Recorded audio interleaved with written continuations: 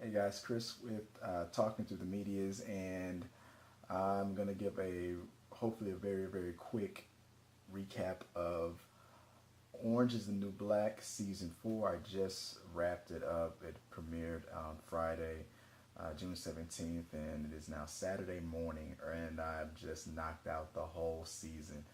And I gotta say, it was the best one. This is my first time recapping or reviewing the show. I'm a big fan of it. I like the first season.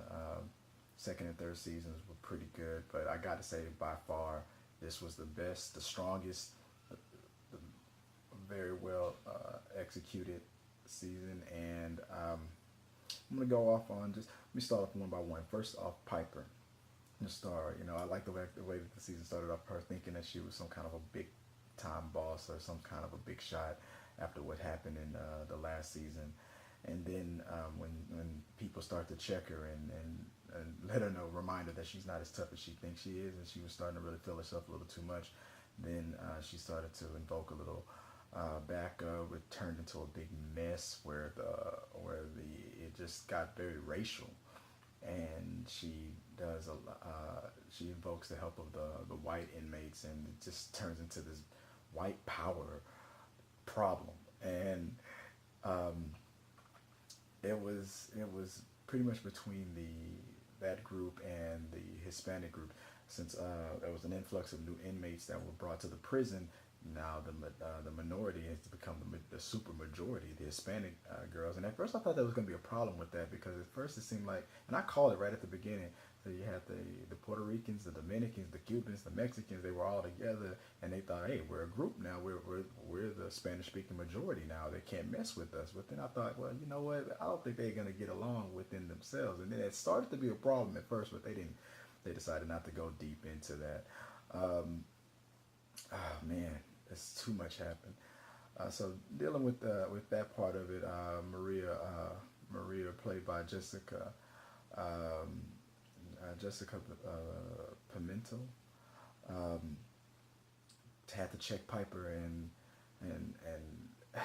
after they had their back and forth, and Piper, when she finally got taken down that peg, and she had a swastika branded on her arm. That was a heavy moment right there. I realized at that moment I was waiting for a couple episodes to go down where Piper would get knocked off that little pedestal, but I didn't think it was gonna go that far, and it reminded her quick. It for the first time felt like this is the season where Piper, she she's broken down and let the prison get to her before, but this season it really hit her, man. She does not want to be there. It's hell. I was worried that this show was starting to become like Weeds and just become too fantastic and just stupid, but this was gritty. Um, Alex, uh, Alex was going through a little drama dealing with the fact that she had to kill a fake inmate who was there to kill her, and it felt like she was breaking down because she was going through that drama. Her and Lori Petty, Lolly, that back and forth and dealing with Lolly's crazy ass was really interesting. Then you saw that the way she was in prison was very messed up and heartbreaking. That it was just a mental illness. It just really people are look down on it, and they don't treat them like human beings, and people get misdiagnosed, mistreated, and then in prison. Um, but that storyline, that arc was pretty deep as well, and you will enjoy it. If you don't know by now, this is full spoiler. So if you haven't seen it, stop this right now. Don't watch any further. Um, Nikki, female prison guard, that molested her. That storyline finally wrapped up. Um, it was back and forth. You didn't know what was going to happen with them, and um, she finally learned peace. She finally learned forgiveness. He finally wised up and learned how to be earnest and sincere with his struggle and his apology after what he did to her. Um, Tiffany. I'm sorry. That was with Tiffany. Nikki was the one that was dealing with. You learned that in the prison that the even the female guards were messed up. It was a brand new flow of guards that was changing everything and just making everything crazy and worse. And these guys from these maximum prison systems are bringing their BS to this system. This is causing this whole power struggle and messing everything up.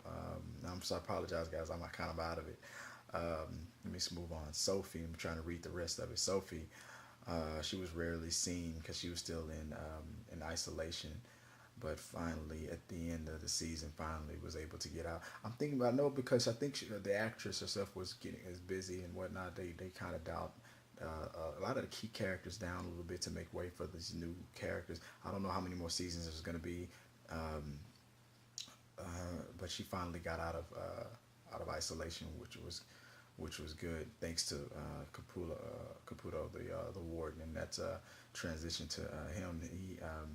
The warden is being played by his brand new girlfriend, this corporate uh, leech that named Linda, and I thought his first little tryst was bad with that former that past warden, but she turns out to be way better. They deserve each other.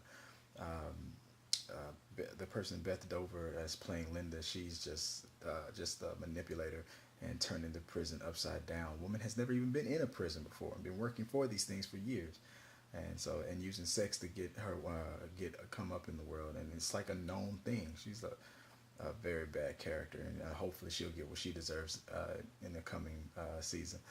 Um, Cindy, after converting, she's dealing with a new inmate who's Muslim, and that dynamic is pretty funny. That back and forth with them two uh, was fun. Was very very funny. Them playing pranks on each other and just going at it, and they found peace. So peace was made. Overall they figured out they had more in common than they had against each other. Moving on. What's the next person? Brooke and let me see if I can read this. Brooke and Posey in a relationship. Brooke, I could not stand her, but this is the first season I liked her, and she changed, she grew, um, and Posey was just Posey. Poussett, sorry, Poussett, and the coming of Judy King. She was a metaphor for Martha Stewart and Paula Dean, a mix between those two. Martha Stewart for actually getting into prison, Paula Dean for her racist self, and just using the whole it was another time excuse and just craziness, and just it was funny until it wasn't, and the reason why I'm not saying it wasn't entertaining, I'm just saying that it was her character was funny and entertaining until she was like, all right, you're dangerous, you're one of those racists that just you think you're fooling people into thinking that you're not racist and that you're like Furman from the O.J. Simpson trial. You think you're fooling people, but no, you're not fooling anybody. And the bad thing about it is you don't see it. You think by saying I have black friends or I've hired a lot of minorities or whatever you got to say to yourself, and it was the '80s. That was one of her funniest lines was everybody was stupid in the '80s. It was the '80s. I didn't mean this. Talk about that chicken and watermelon. It was the '80s. That was funny though. Towards the end, craziness with the guards, the new guards that were in this. Man, with the main prison guard being just this big mountain of a man who just for some weird reason just was overcompensated and just too brutal. He seemed to have a Napoleon complex, but and for no reason. Then he comes out that he's openly gay too, and then you're like, okay, now it brings more dimension into his character. At first, he just seemed like a two-dimensional character, but then when he was like, "Oh, hey, you bark with because Piper, she always has to flirt a little bit." But he was like, "Hey," his best line was, "Hey, you're barking up the wrong tree." Yeah, and he's not into girls, so that bat in the eyes thing wasn't gonna work. But so he became much more of an interesting character, but in the end was still a dick, and don't know what's gonna happen with this because towards the end the worst thing in the world that could happen with Poussey, she was killed during a non-violent protest that just got out of hand, and one of the innocent guards from one of the new guards just he was dealing with Crazy Eyes, and then Poussett tried to interfere to try to calm Crazy Eyes down. But you know, in the middle of the commotion, he doesn't know what she's trying to do, so he has to take her down, knee on her back, and suffocating her until she dies. And I was thinking, damn, man, she's one of the one characters you just that's a good person in general, and right when you're thinking that you know she's got a future, and they it's a shock, man. It was like a Game of Thrones death. It's like you never saw. I didn't see it coming until the knee went to the back, and then I realized he's not getting up. He was trying to deal with Crazy Eyes while still holding this woman down, and it's all obviously it's a metaphor for also what recently has been happening in the news and whatnot. So it's a lot of things that's happening. Just try to make people aware.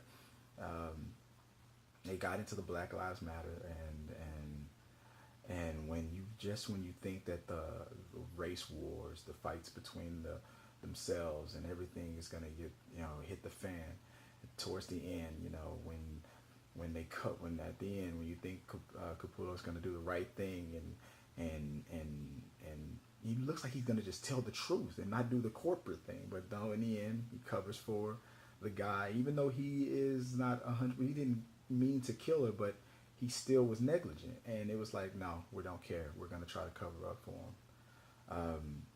And the girls, all of them, all the prisoners just go mad, and they take arms and they take over the prison. And one of the crazy ass guards that snuck a gun into the prison, they gets his gun taken away from him, and now he's being held. So it looks like there's definitely gonna be a season 5. I cannot wait for it. Will the whole season be a prison takeover? Like with I hope it will be. I hope the whole season will be 13 episodes of the inmates running the asylum. Now, and then that should be the end of the season. That would not a series. That would be a great, ending to this whole thing. It was a great season, man. I couldn't. I know I'm staying up, and I gotta work, and I know I'm messing my sleep up, but I had to get this out. I had to let you guys know what I thought about it. It was a great season. I want to know what you guys think, man. If you haven't, you should not have watched this if you haven't seen it all yet. Go check it out. If you binged it like I did, you killed that whole season in a day. Let me know what you guys thought of it. Did you think this was I think this was the best season that they've had. So, great show, and sorry to see one of my favorite characters leave, but I'm happy to see the new direction that it's going. It's shaking it up really well. So I want to know what you guys think, or what you guys thought after binging this one. And let's keep talking, guys. Send me a comment, hit the subscribe button, and until let's now after this video is done, let's start talking about it some more. What do you guys think is going to happen next season? Will it be the last season? I think it will be, and it might be an interesting way to knock it out. Till next time, guys.